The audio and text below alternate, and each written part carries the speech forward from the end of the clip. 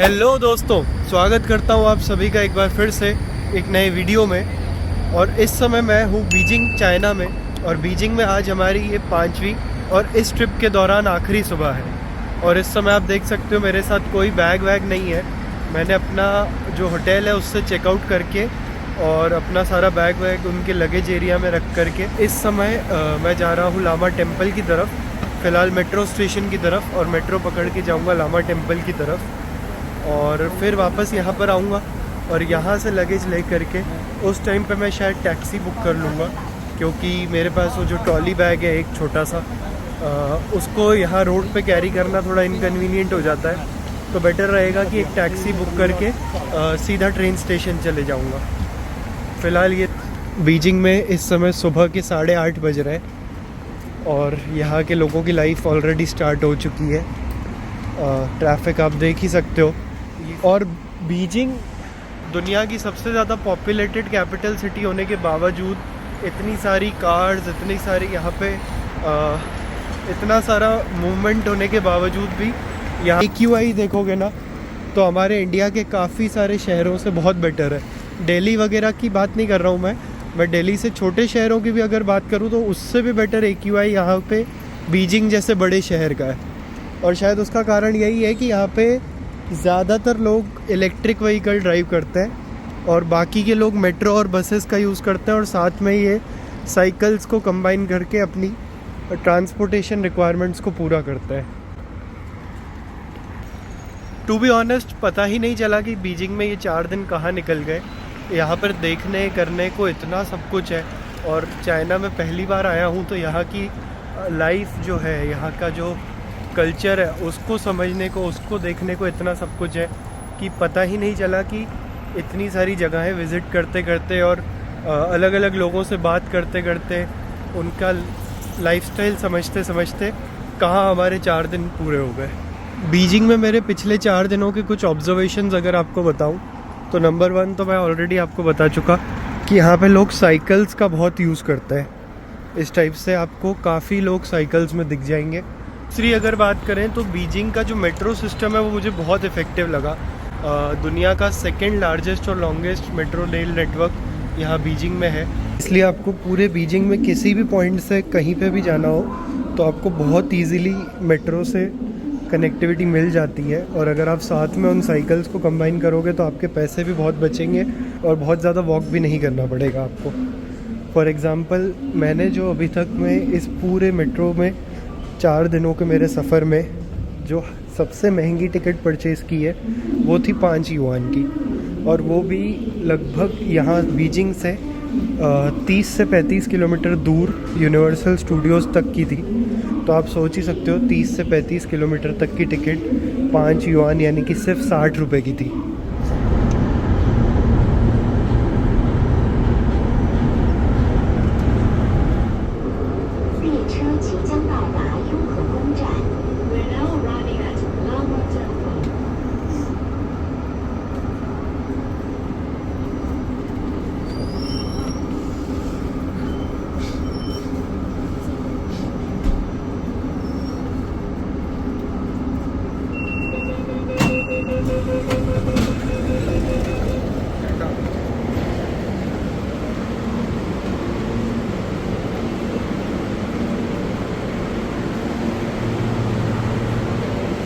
Minute की metro ride लेकर के आ चुके हैं Lama station, Lama Temple metro station. और जैसे ये शायद टेम्पल की वॉल है। अभी जस्ट मैं वॉशरूम यूज़ करके निकला हूँ, यहाँ का पब्लिक टॉयलेट। और यहाँ पे ना एक बहुत अजीब बात लगी मुझे चाइना में, और सिर्फ इस जगह नहीं, मतलब सिर्फ पब्लिक टॉयलेट में नहीं, सभी जगहों पे। पहली बात तो ये कि यहाँ पे जेट स्प्रे वाला सिस्टम नहीं मिलेगा आपको। है टॉयलेट पेपर में यकीन रखने वालों में से है, तो वो प्रॉब्लम तो आपको आएगी ही आएगी। और दूसरा ये कि ना यहाँ पे टॉयलेट पेपर भी वॉशरूम के अंदर नहीं रहता है, मतलब टॉयलेट सीट के साइड में आपको टॉयलेट पेपर लटका हुआ नहीं मिलेगा। टॉयलेट पेपर ना बाहर कॉमन एरिया में होता है, वॉश बेसिन के आसपास, और वहाँ से आपको पहले ही उठा करके जितना भी आपको ज़रूरत है अंदर ले जाना रहता है, और फिर अंदर जा कर के आप उसको यूज़ करो। अगर आप बाहर से ले जाना भूल गए तो फिर तो भगवान बचाए आपको। तो जी इसी के साथ एंट्री हो चुकी है हमारी चाइना बीजिंग के फेमस लामा टेम्पल में। और लामा टेम्पल में जाने के लिए मेरे ख्याल से टिकट लेना पड़ता है, जो मेरे पास अभी नहीं है। तो वहाँ मैं शायद वो रहा टिकट काउंटर, ये सारे लोग उधर ही जा रहे हैं, तो वहाँ जा कर के पहले मुझे टिकट लेना पड़ेगा, जो आई गेस फिर से ये लोग मेरा पासपोर्ट मांगेंगे मुझसे। न जाने क्यों यहाँ पे किसी भी चीज़ की अगर आप टिकट लोगे ना, A to Z किसी भी चीज़ की, चाहे कोई टूरिस्ट अट्रैक्शन हो, चाहे कोई थीम पार्क हो, चाहे कोई और जगह हो, इस टाइप के कोई टेम्पल वगैरह तक की भी अगर आप टिकट लोगे तो आपका पासपोर्ट ये लोग मांगते हैं।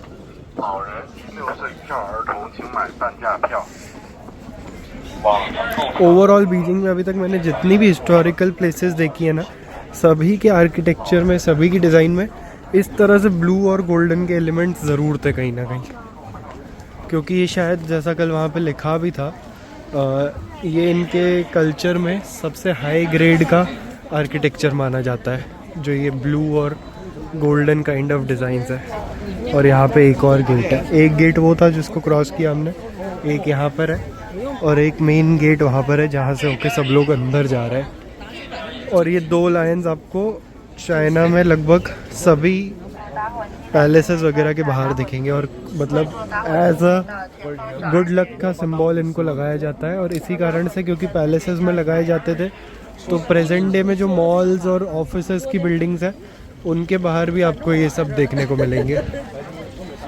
तो बातों में गलत लाइन में लग गया था मैं, ये लाइन उनकी थी जिनके पास ऑलरेडी टिकट है, बट इस लाइन के बाहर उधर जा कर के लगना था। ये है टिकट काउंटर, टिकट लेते हैं फटाफट। कितने की है? Ticket price 25 yuan. 25 युआन मतलब हो गए अपने इंडिया के लगभग 300 रुपये से थोड़े ज़्यादा। टिकट आ गई है अपने पास, इस टाइप से दिखती है लामा टेम्पल की टिकट। बट सरप्राइजिंगली यहाँ पे इन लोगों ने पासपोर्ट वगैरह नहीं मांगा, तो पता नहीं क्या सिस्टम है ये। क्योंकि कल जब मैं टेम्पल ऑफ हेवन गया था, और उसके पहले भी जितनी भी जगहों पे मैं गया हूँ यहाँ तक, यूनिवर्सल स्टूडियोज़ में भी पासपोर्ट ही मांगा था उन्होंने, बट यहाँ नहीं मांगा, तो ठीक है।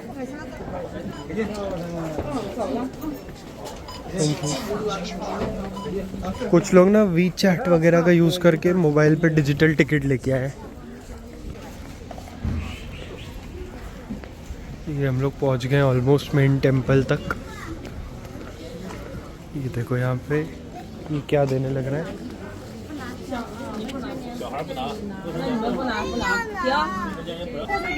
तो जी ये दिए हमको यहाँ पे एक बंडल ऑफ इंसेंस स्टिक्स, मतलब ये अगरबत्तियाँ हैं बेसिकली, इंक्लूडेड है ये, मतलब कॉम्प्लीमेंट्री। अगर आप लेना चाहो तो इसका कोई अलग से चार्जेस नहीं है। और पहले मुझे समझना होगा कि इसको एग्जैक्टली किस तरीके से ये लोग जलाते हैं। और एक बात आप नोटिस करो यहाँ के टेम्पल की, सब लोगों ने अपने शूज़ वूज़ पहन रखे हैं। वैसे मतलब ये रिलीजियस प्लेस है बुद्धिज़्म की, बट सब लोग अपने शूज़ वूज़ पहन करके ही अंदर घूम रहे हैं। इस तरह से लिखा हुआ था कि इस तरीके से 3 अगरबत्तियों को, 3 इंसेंस स्टिक्स को जलाना है। तो मैंने भी 3 इंसेंस स्टिक्स जला ली है। और अपेरेंटली ये काफ़ी अलग है अपने कल्चर से, क्योंकि हमारे यहाँ पे कभी भी 2 या 5 अगरबत्तियाँ जलाते हैं। ये 3 वाला फिगर कभी भी हमारे यहाँ पे नहीं जलाया जाता है। चलो अब देखते हैं ये क्या कर रहे हैं। इस तरह से ये लोग पकड़ते हैं इसको, और अपनी जो भी प्रेयर वगैरह होती है वो बोल करके, और फिर नीचे झुकते हैं, और फिर वहाँ जा कर के अगरबत्तियों को उस पूरी आग में डाल देते हैं। ओके।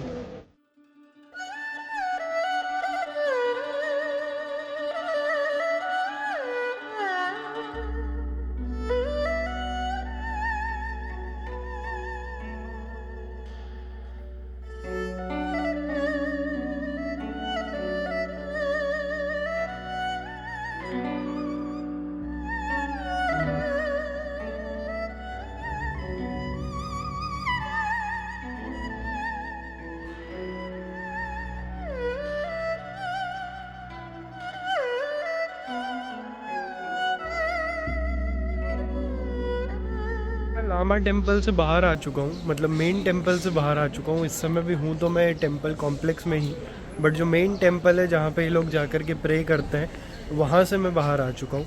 और ये बेसिकली जो लामा टेम्पल है ना, ये चाइना का बीजिंग का one of the largest Buddhist temples है। तो यहाँ पे आपको अंदर अलग अलग स्टेजेस में, फॉर एग्जांपल यहाँ से लेकर के ऐसा है ये कि फर्स्ट में सबसे पहले इस टाइप से एक हॉल आता है, फिर थोड़ा आगे जाओ तो दूसरा, तीसरा, ऐसे करके में लॉर्ड बुद्धा की अलग अलग फॉर्म की स्टैचूज़ है। सबसे पहले वाले में लाफिंग बुद्धा है, जिसको गलती से हमारे यहाँ पे कई बार जिनके स्टैचू को लॉर्ड कुबेर का स्टैचू समझ के अपने घरों में लोग रख लेते हैं, वो एक्चुअल में लाफिंग बुद्धा होता है। तो सबसे पहले वाले में लाफिंग बुद्धा है, फिर उसके बाद बुद्धा, लॉर्ड बुद्धा अलग फॉर्म में बैठे हुए हैं, फिर उसके बाद थोड़ा बड़ा स्टैचू है, और सबसे आखिरी जो स्टैचू है वो यहाँ का सबसे मेन अट्रैक्शन है। वो पूरा एक सैंडलवुड का स्टैचू है। वहाँ पे अंदर किसी भी हॉल में फ़ोटोग्राफी अलाउड नहीं थी, तो मैं नेट से कहीं से फ़ोटो निकाल के यहाँ पे डाल दूँगा। आप देखो, ये पूरा जो है अराउंड 150 फीट लंबा, 4 से 5 फ्लोर जितना लंबा एक सैंडलवुड का स्टैचू है, मतलब चंदन की लकड़ी से बनाया हुआ स्टैचू है, जो इस पूरे टेम्पल का one of the main piece of attraction रहता है, जिसको देखने के लिए ज़्यादातर टूरिस्ट और लोग यहाँ पर आते हैं। अब बात करते हैं चाइना में रिलीजन की। तो चाइना में जो रिलीजन को लेकर के गवर्नमेंट की पॉलिसीज़ है वो ये कि चाइना एक एथिस्ट नेशन है। एथिस्ट कंट्री का मतलब होता है किसी भी धर्म को ना मानने वाला देश। इसको आप सेक्युलर से कंफ्यूज मत करना। सेक्युलर जो होता है वो अलग होता है, उसका मतलब होता है कि सभी धर्म को समान दर्जा देने वाला या सब धर्मों को मानने वाला देश। जैसे फॉर एग्जांपल इंडिया एक सेक्युलर कंट्री है, बट चाइना सेक्युलर नहीं, एथिस्ट कंट्री है। इसका मतलब यहाँ पे ना बच्चों को गवर्नमेंट जो है, खास करके एथिस्ट का कारण मेन ये है कि यहाँ की जो गवर्नमेंट है वो रिलीजन को अपना एक दुश्मन मानती है। वो मानती है कि अगर लोग रिलीजन, किसी एक पर्टिकुलर रिलीजन को या किसी भी रिलीजन को बहुत ज़्यादा फॉलो करने लग जाएंगे, तो हो सकता है कि वो हमारे डिसीजंस को क्वेश्चन करने लगे, या रिलीजन जो है हमारे एडमिनिस्ट्रेशन में एक प्रॉब्लम बनने लग जाए। इस कारण से यहाँ पे इन्होंने किसी भी धर्म को ऐसे कोई गवर्नमेंट लेवल पे कोई स्टेटस नहीं दे के रखा है। मतलब फॉर एग्ज़ाम्पल जैसे हमारे यहाँ पे सब धर्मों के त्योहारों पे छुट्टियाँ होती है, यहाँ पे ऐसा नहीं है। और यहाँ पर जो बच्चों को बचपन से स्कूलों में पढ़ाया जाता है ना, वो ये पढ़ाया जाता है कि कोई भगवान एग्जिस्ट नहीं करता है, तो आप किसी भी धर्म को ना मानो। इससे वो लोग बचपन में ही बच्चों के अंदर ये भावना डाल देते हैं कि भगवान एग्जिस्ट नहीं करता है, और इस कारण से वो लोग फिर लाइफ टाइम जो भी है इस टाइप की चीज़ें, रिलीजियस चीज़ें बहुत कम करता है।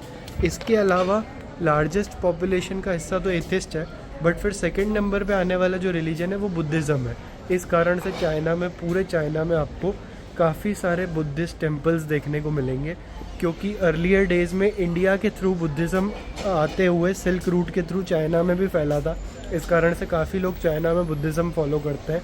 और ताओइज़्म जो यहाँ का दूसरा रिलीजन है लार्जेस्ट, बहुत से लोग बुद्धिज़्म और ताओइज़्म का मिक्सचर फॉलो करते हैं। टेम्पल जैसे जैसे थोड़ा टाइम और होता जा रहा है, 9 बजे इस टेम्पल का ओपनिंग टाइम है, और जैसे जैसे थोड़ा 10-11 बजने लग रहे हैं तो यहाँ पे क्राउड बढ़ने लग रहा है, और काफ़ी सारे टूरिस्ट सब मुझे देखने को मिल रहा है। सुबह 9 बजे जब मैं आया था तो ज़्यादातर लोकल लोग ही थे, बट अब बहुत से ग्रुप टूर्स भी आने लग गए। तो भाई इसी के साथ हमने कवर कर लिया है लामा टेम्पल, जो बीजिंग में इस ट्रिप के दौरान तो एटलीस्ट हमारा लास्ट एंड फाइनल अट्रैक्शन था। और इसी के साथ बीजिंग की मेजर टूरिस्ट प्लेसेस हमने कवर करी सारी इस टूर में। 1-2 प्लेसेस और भी है बीजिंग में, जैसे समर पैलेस है। समर पैलेस भी जो है जैसे फॉरबिडन सिटी है ना, उस टाइप से ही थोड़ा छोटा है, और मतलब जो यहाँ की इंपीरियल फैमिली थी, जो एम्परर्स थे चाइना के डायनेस्टीज़ के, वो गर्मियों के दिनों में वहाँ पे रहने जाया करते थे, तो इसलिए उसका नाम है समर पैलेस। फ़िलहाल अब चल रहा हूँ वापस मेट्रो से अपने हॉस्टल, और वहाँ से बैग जो लगेज रूम में रखा हुआ है उनके, वो उठा करके सीधे निकलेंगे बीजिंग साउथ रेलवे स्टेशन, जिसको यहाँ की भाषा में बीजिंग नान बोला जाता है, जहाँ से हमारी बुलेट ट्रेन है। चाइना की पहली बुलेट ट्रेन जो इस टूर में मैं ले रहा हूँ वो है बीजिंग से शंघाई के लिए, और लगभग 1200 किलोमीटर की दूरी, यस गाइस 1200 किलोमीटर की दूरी सिर्फ 4 घंटे में ये ट्रेन कवर कर देती है। तो आप एवरेज स्पीड भी अगर इसकी मानोगे तो 300 किलोमीटर के आसपास हो गई। तो चलते हैं, एक्सपीरियंस करते हैं चाइना की high speed train for the first time. और जो इस समय पूरे वर्ल्ड की फास्टेस्ट ट्रेन है वो है शंघाई मैगलेव, और वो भी हम इस टूर के दौरान ही एक्सपीरियंस करने वाले हैं। वो जो है शंघाई सिटी से शंघाई के एयरपोर्ट तक चलती है, पुडोंग एयरपोर्ट तक। तो वो भी इस ट्रिप के दौरान ही, मैं लास्ट डे पे जब शंघाई से एयरपोर्ट के लिए निकलूँगा उस दिन एक्सपीरियंस करने वाला हूँ। और वो प्रेजेंट डे में पूरे वर्ल्ड की सबसे फास्टेस्ट ट्रेन है, जो लगभग टॉप स्पीड जिसकी 400-450 किलोमीटर पर आवर तक भी जाती है। ये देखो जी, यहाँ पे मेट्रो में घुसने के लिए भी फेस रिकग्निशन का सिस्टम है। मतलब जो लोग रेगुलर बेसिस पे मेट्रो यूज़ करते हैं ना, वो चाहे तो मेट्रो का पास लेकर के और उसमें अपना फेस रजिस्टर कर सकते हैं, और उससे ये होगा कि उनको कभी भी कोई टिकट वगैरह लेने की ज़रूरत ही नहीं पड़ेगी। जब जब वो आएंगे जाएंगे तो उनका फेस पहचान जाएगी मशीन, और उस अकॉर्डिंगली उनके पेमेंट सिस्टम से पैसे डिडक्ट हो जाएंगे। सोचो आप, ये छोटी छोटी चीज़ें लाइफ को कितना ज़्यादा इजी बना सकती है। इस तरह से पुलिस वाले बस टाइप सी लेकर के अलग अलग चौराहों पे, एक तरह से ये रिमोट पुलिस स्टेशन रहता है इनका। तो ऐसा ही ये सुबह लेकर के आ जाते हैं, छोटा मिनी बस काइंड ऑफ, और फिर दिन भर इस एरिया पे एक काइंड ऑफ छोटी पुलिस चौकी या पुलिस स्टेशन टाइप का ये लोग बना देते हैं, और इसकी लोकेशन चेंज करते रहते हैं। पौधों को पानी आनी देने के लिए पूरा ऑटोमेटिक स्प्रिंकलर सिस्टम सब लगे हुए हैं, इसी कारण से प्लांटेशन सारे बढ़िया से मेंटेन्ड है। ये ई स्कूटर्स यहाँ पे बहुत ज़्यादा चलते हैं, पतले पतले से होते हैं, बहुत सारों में तो नंबर भी नहीं होता है, इनमें तो काफ़ी में से नंबर है, बट बहुत सारे आप देखोगे जिनमें कोई ऐसी नंबर प्लेट होती ही नहीं है। और ये लोग रोड पे नहीं चलाते हैं, ये पेडेस्ट्रियन वे पे ही चलाते हैं, मतलब फुटपाथ पे या साइकिल स्ट्रीट पे ये वाले स्कूटर्स को ये लोग चलाते हैं, इलेक्ट्रिक वालों को। बहुत छोटे छोटे से टायर्स होते हैं इसमें, साइकिल के टायर से कंपेयर करो आप। ये देखो, ये जैसे ले जा रहे हैं ना, तो ये आपको कभी भी अचानक से पीछे अचानक से हॉर्न बजाते हैं, और फिर हमें साइड हटना पड़ता है।